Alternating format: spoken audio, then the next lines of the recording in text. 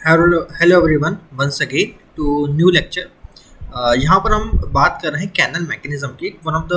Oldest one of the important mechanism है। इसको पढ़ने के पहले एक थर्मल एनालाइजेशन प्रोसेस हमें पढ़ना चाहिए, जो कि हमारी फोटो एनालाइजेशन प्रोसेस जैसा है, जहाँ पर हम बात करते हैं कि जब हम हमारे किसी गैसेस मीडियम को अंडर वेरी हाई टेम्परेचर के अंदर रखते हैं तो उसके जो गैस मॉलिक्यूल्स होते हैं उनमें एक सफिशिएंट एनर्जी आ जाती है, जिस कारण की वो अपनी एनर्जी को ट्रांसफ़र करते हैं दूसरे एटम्स को, जिसके थ्रू कि वो जो न्यूट्रल एटम्स है, पार्टिकल्स हैं, वो अपने इलेक्ट्रॉन अपने पास से रिलीज कर देते हैं। और जो ये एनर्जी होती है वो जो मॉलिक्यूल्स की इतनी तेज़ी से होता है कि ये मॉलिक्यूल आपस में एक दूसरे को डीएनएस करके पॉजिटिव एटम्स या फिर पॉजिटिव आयंस और इलेक्ट्रॉन्स आपके बनाते हैं फ्रॉम न्यूट्रल एटम। और जो प्रोसेस है जो कि जहाँ पर थर्मोडायनामिक्स इक्विलिब्रियम की कंडीशन का फॉर्मेशन होता है, जहाँ पर कि बोलते हैं कि कभी न्यू आयंस बन रहे हैं तो पुराने खत्म भी हो रहे हैं, तो बोलते हैं it is a rate of new ion formation must be equal to rate of recombination. जितनी तेजी से आपस में टूट रहे हैं मेरे आयन, उतनी तेजी से मेरे आयंस को बनना चाहिए। मतलब जितने ज़्यादा इलेक्ट्रॉन बाहर निकल रहे किसी एटम से, उतनी जल्दी उतनी देर के अंदर दूसरा एटम भी बन जाना चाहिए, रिफिल हो जाना चाहिए हमारे पास।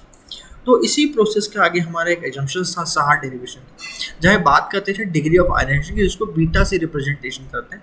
फॉर ए किसी एब्सोल्यूट टेम्परेचर के लिए। तो ये रिप्रेजेंटेशन करते हैं कि बीटा का होल स्क्वायर अपन बना बीटा स्क्वायर, ये 2.4 × 10⁻⁻⁴ के अवेलेबल होते हैं। बेसिकली ये बीटा एजम्पशन इसलिए किया गया था, ये समझाना चाहते हैं किस तरह से मेरा जो रेशो है, ठीक है, जो कि हमारे इनिशियल जो basically number of ion particle जो हमारे आयनाइज हुए हैं और जो नंबर ऑफ इलेक्ट्रॉन्स हैं, उनकी कैसे डिपेंडेंसी मेरे टेम्परेचर पे करती है।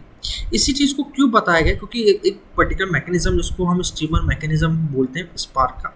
अभी इसके यूजुअली इसके पहले वाले हम लोगों ने टाउनस्टन ने बोला था। टाउनस्टन बोलता था कि आयनाइजेशन कोलिजन के कारण मेरे इतने सारे जो हलचल हो रही है वो उसी कारण हो रही है, मगर ये फॉलो अप करता है कि नहीं, ऐसा नहीं है कि ना सिर्फ ये स्टीमर जो ये है बेसिकली बोलते हैं कभी हमारी जो डिस्टेंस है दो प्लेट के बीच में कहीं बहुत छोटी है, तो यहाँ पर दो तरह से मेरे यहाँ पर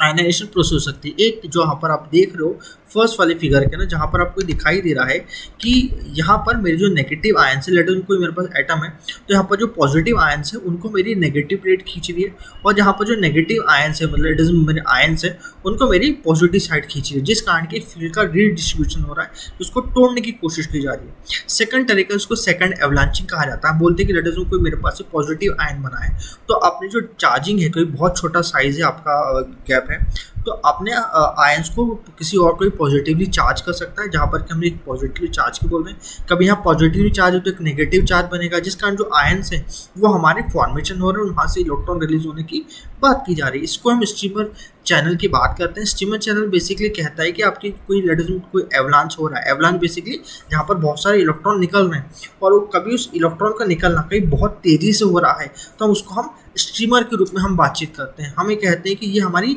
बहुत ही वर्स्ट कंडीशन हो जाती है, जहाँ पर कि बहुत तेज़ी से हमारे इलेक्ट्रॉन रिलीज होते हैं और ये हमारी बहुत ही ख़राब सिचुएशन बनती है। इसमें कहते हैं कि हमारी जो फील्ड है, कभी हम एज्यूम करके चलें कि चार्ज सेंटर के अंदर वो हमारी E0 है, और हम बोले कि जो पॉजिटिव चार्ज है सेंटर है वो हमारी कैथोड से चार्ज हो रहा है E0 के स्पेक्ट के अंदर, तो हम बोले कि चार्ज कैरियर है वो एक्सीड कर जाएंगे 10⁻⁶ टाइम पे, और जो डिस्टॉर्शन है फील्ड की वो 1% तक हो जाएगी मेरे इस कंडीशन के अंदर। तो एक स्टडी है जहाँ पर कि हम फोटोग्राफिक अवलांच का डेवलपमेंट को देखते हैं, जहाँ बोलते हैं कि जो चार्ज डेवलप्ड है, एक इसकी मेरे को समझाने की डेफिनेशन है, the space charge develop in avalanche is capable of transferring the avalanche into the channel of ionization. मतलब आपका एवलांच जो अलग अलग तरीकों से मतलब कोलिजन से हो रहा है, अब वो पैसेज के थ्रू एक पर्टिकुलर एक सिंगल लाइन के थ्रू आपका पैसेज हो रहा है, जो कि बड़ा खतरनाक है। इस तरह का डेवलपमेंट आपके पास में ये जो ट्रांसफॉर्मेशन है, सिंगल लाइन का ट्रांसफॉर्मेशन, इसकी वैल्यू मेरा जो एक्सपोनेंशियल ना होता है, वो 10⁸ टाइम मेरा हो जाता है यहाँ पर मेरे पास में।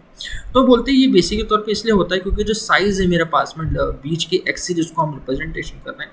ये मेरे पास में 18 से 20 गुना है मेरे पास में, जो कि बहुत ही क्रिटिकल साइज़ है। इसलिए हम बोलते हैं जो गैप लेंथ है एक्सी है वो हमारी बहुत ज़्यादा बड़ी है डी के, तभी हमारा इनिशियल एस्टिमेशन होता है। एक रिलेशन इनिशियली एम्पिरिकल रिलेशन यहाँ डाला गया था, alpha into x equal to 17.7 ln x upon ln ER bar E0, where ER मेरी पिक्चर है कि रेडियल फील्ड है जो स्पेस चार्ज मिल रहा है, और E0 में है एक एक्सटर्नली इम्प्लीड वोल्टेजेस है। यहाँ बोले कभी एक यूनिफॉर्म मैग्नेटिक फील्ड मैंने अप्लाइड कर दी, वहाँ ER और कभी E के बराबर है, तो ये जो डिस्टेंस है दोनों के बीच का, इसको स्टीमर मैकेनिज्म बताता है कि एक एवलांच को किस तरह से हम स्टीम में करा सकते हैं, कौन सी हमारी क्रिटिकल कंडीशन है। तो क्रिटिकल कंडीशन बोलते हैं कि जब हमारा जो लेंथ है दो उसके बीच में प्लेट्स के बीच का, कभी उसकी वैल्यू मेरी बड़ी हो जाए, मेरी किसके जो डिस्टेंस हम जो मिनिमम डी मान रहे हैं उससे मिनिमम डिस्टेंस, तो हमारा जो एवलांच है वो स्टीमर में कन्वर्ट हो जाता है। कभी एक्स सी एक्स जी के बराबर है तो बहुत छोटा मेरा स्टीमर डाउन होगा, जो कि हमारा हम जिसको संभाल सकते हैं। तो सजेस्ट है कि एवलांच ब्रेकडाउन को हम लोग रोकथाम कर सकते हैं पर्याप्त रूप से। तो उसकी एक रेडियल फील्ड की एक थ्योरी थी, जहाँ पर हम बोलते हैं कि इक्वेशन आपको यहाँ पर शो की गई है, ई आर इक्वल टू 5.10⁻⁷। ये रिप्रेजेंटेशन करता है कि मिनिमम कितना वोल्टेज हमें चाहिए किसी भी चीज़ को एवलांच से आपकी करने के लिए। तो एक छोटा सा यहाँ पर आपको डेरिवेशन दिया गया कि किस तरह से आपके इनिशियल जो वोल्टेजेस हैं आपको जहाँ पर डिस्टेंस पर जो डिपेंडेंट है, किस तरह से उसको हम चेंजेबल कर सकते हैं। जब उसको हम दोनों तरफ लॉग का हम लोग लॉग दोनों तरफ लगाते हैं हम लोग, तो हमारे पास एक फाइनल इक्वेशन जो हमारे पास से बनेगी, that should be ln upon E P upon 14.5। ये one of the empirical formula है जो कि हम बात करते हैं हमारे स्टीमर थ्योरम में, जो ये बताती है किस तरह से हमारा जो चेंजेबल वोल्टेज है ई बाई पी, जो हमने इसके पहले देखा था, किस तरह से हम, क्योंकि हमें टंगस्टन में एक दिक्कत आ रही थी कि हमें ये नहीं बता पाए थे किस तरह से अचानक से वोल्टेज मेरा एक्सपोनेंशियली राइज हो पा रहा है। यहाँ पर उसके बारे में बता रहे हैं कि किस तरह से डिस्टेंस के ऊपर हमारी टंगस्टन के फर्स्ट कोएफिशिएंट पे बेस करके हमारा किस तरह से वैल्यू चेंज हो रही है। और डेट्स इट, जहाँ पर कि हम टंगस्टन और ज़्यादा जानकारी दे रहा है with respect tungsten first coefficient and second coefficient हमारा।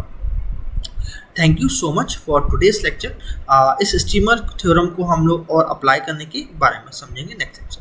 Thank you so much.